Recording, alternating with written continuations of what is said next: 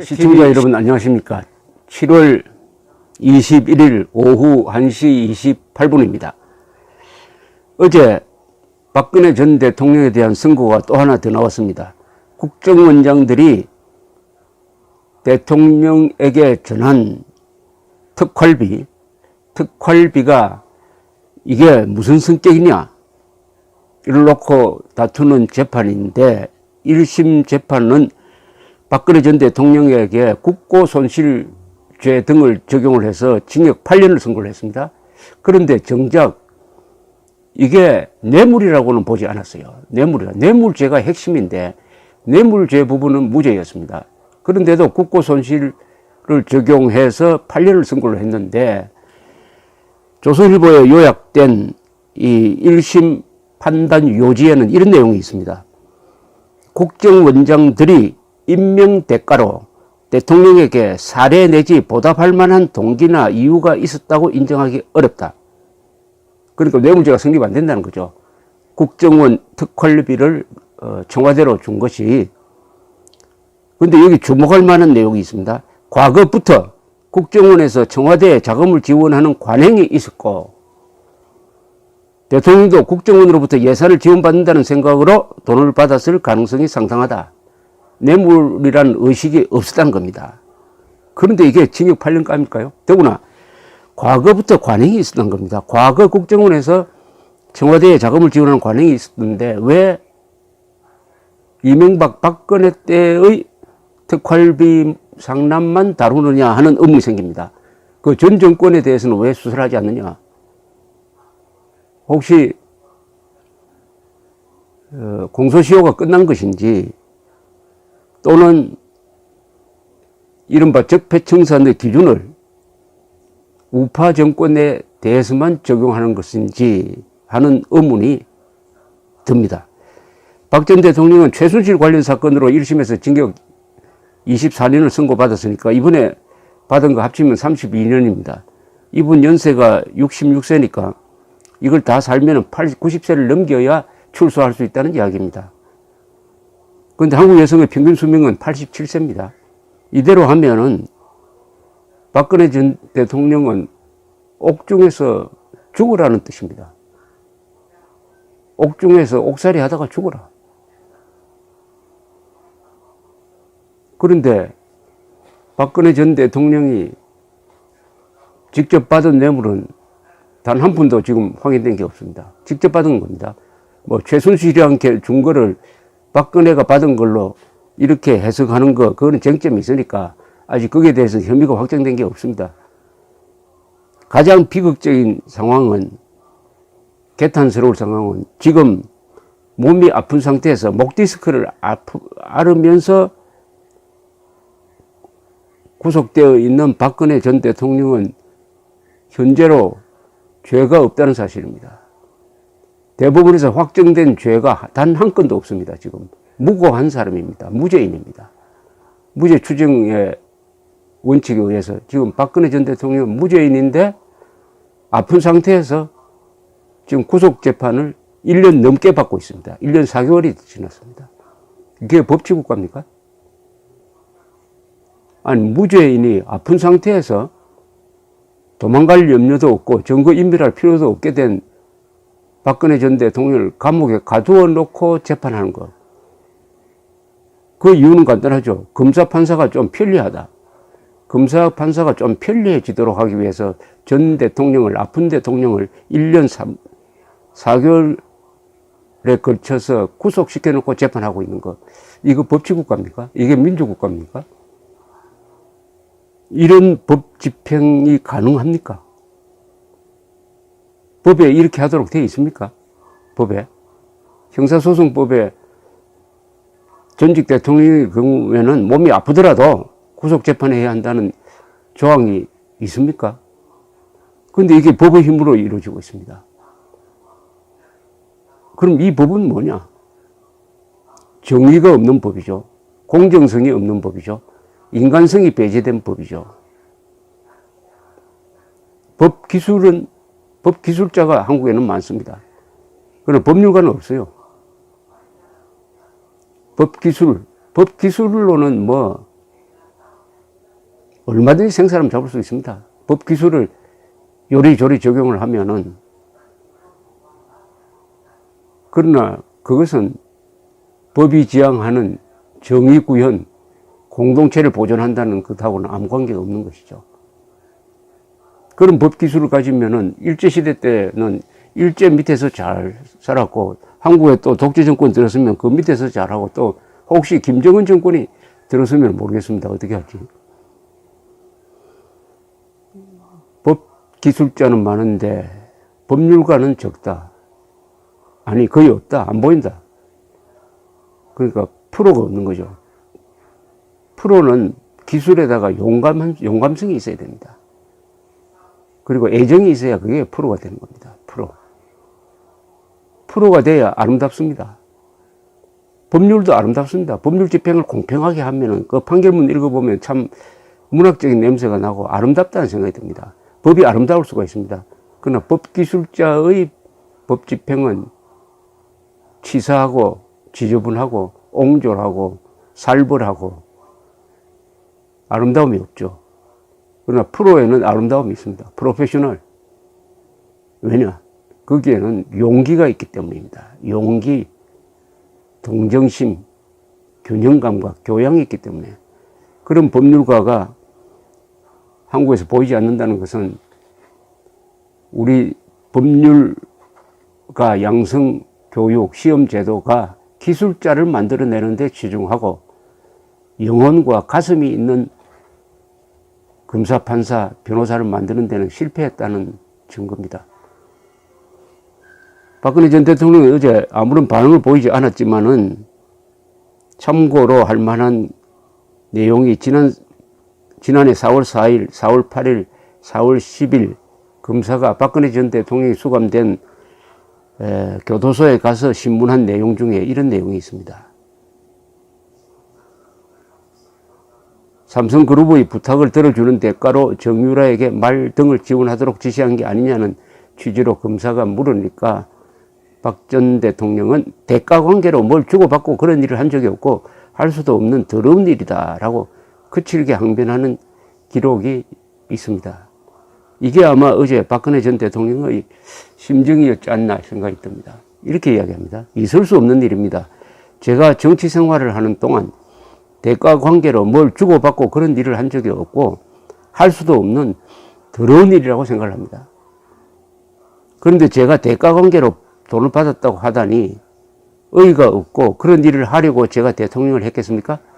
제가 나라를 위해 밤잠을 설쳐가면서 기업들이 밖에서 나가 활발하게 활동할 수 있게 하고 국내에서는 어떻게 일자리를 만들 수 있을까 그렇게 고민을 하고 3년 반을 고생인지 모르고 살았는데 제가 그 더러운 돈 받겠다고 사람을 어떻게 그렇게 더럽게 만듭니까? 어제 심정도 이랬을 겁니다. 사람을 어떻게 그렇게 더럽게 만듭니까?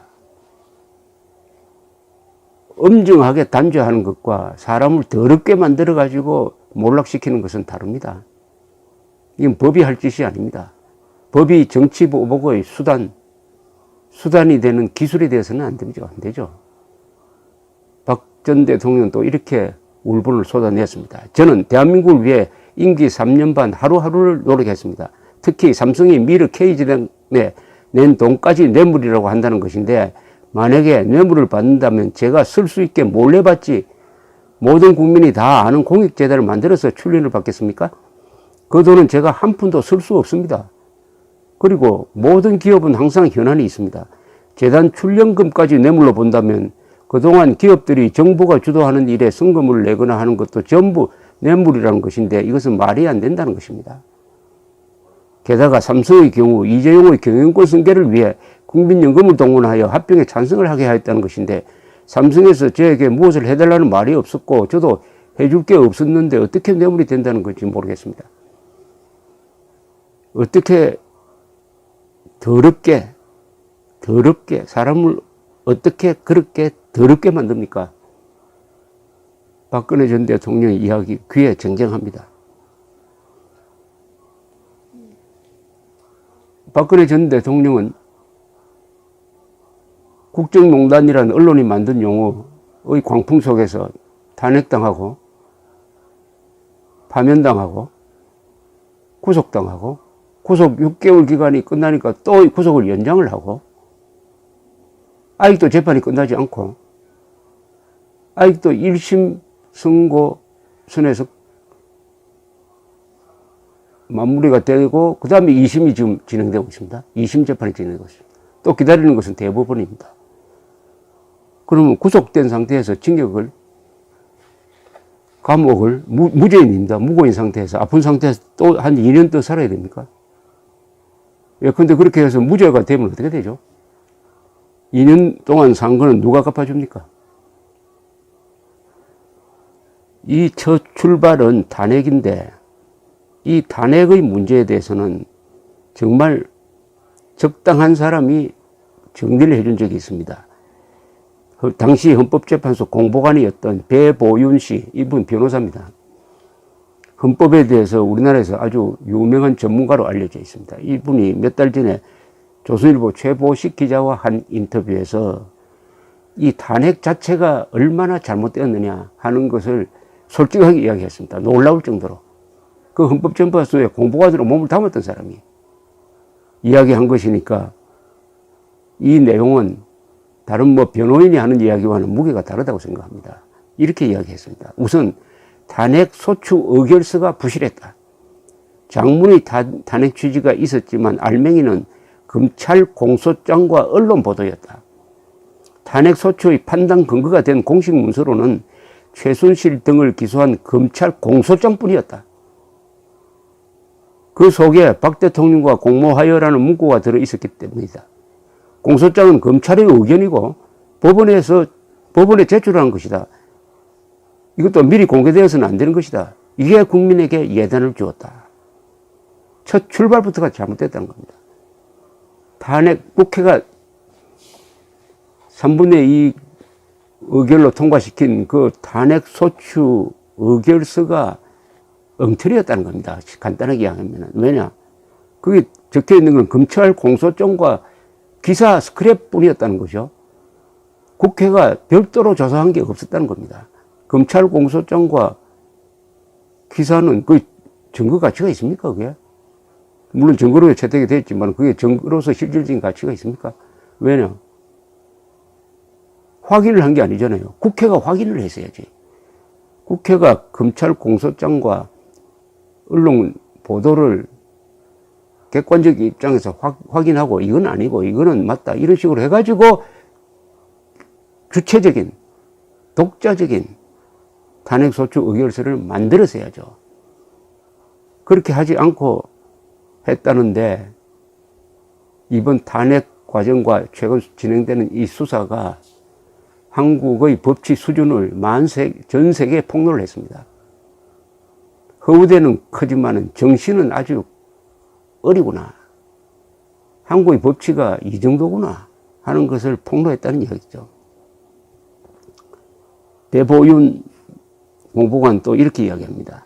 대통령 탄핵은 국민 여론으로 하는 불신임 제도가 아니라 법적 책임 추궁 제도이다.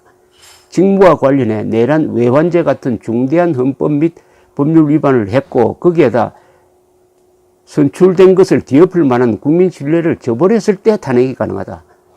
국회의 소추는 법적 책임과 불신임을 혼동해서 진행되었다. 이 대통령 탄핵을 한다는 것은 내란 외환죄 같은 반역죄를 저질렀을 때 하는 것이지 이 정도 사안은 아니다는 이야기죠. 왜냐? 대통령이 직접 뽑은 사람이니까 거기에 걸맞는 잘못을 해야 되는데 과연 최순실 스캔들이 거기에 해당하느냐? 배보윤 전 공보관은 또 이렇게 이야기를 합니다. 헌법 84조는 내란 또는 외환의 죄를 범한 경우를 제외하고는 재직 중 형사상의 소추를 받지 않는다고 했다. 그때 박 대통령의 협의는 법원에서 확정된 게 없었다. 당시 최순실 등의 공소장에 박 대통령과 공모하여로만 돼 있었다. 국회에서 소추를 하려면 나름대로 조사해야 한다.